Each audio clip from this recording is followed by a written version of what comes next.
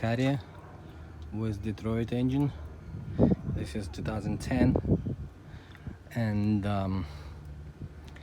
the question is, what are you gonna do if you lost your cruise control suddenly and engine brake?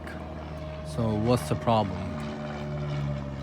So usually the problem is that there is sensor on the clutch pedal.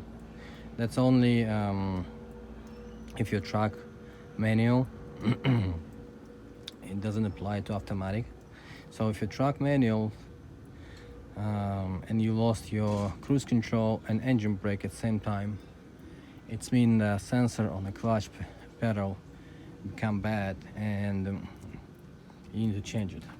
So you can try to change it from inside, but it's better if you go and change it from outside. You open those 4 screws right there, and all mechanism with the pedal will come out to you, and it will look like this. Okay, and then the sensor is hiding right here. Okay, that's the sensor, and it's installed right here inside the pedal.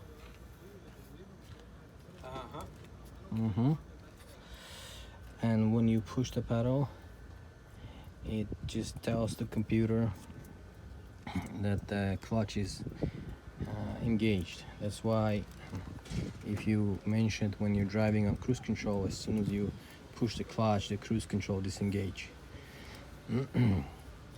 So it's possible to open from inside, but it's very hard. It's easier to open it like the whole mechanism from here and pull it from the hole back towards the engine.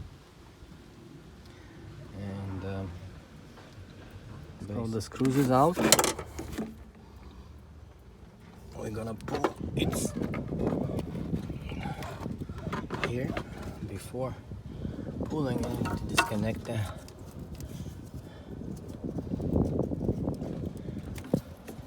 pedal sensor,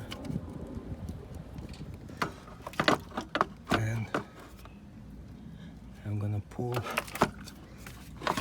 whole pedal coming out towards me.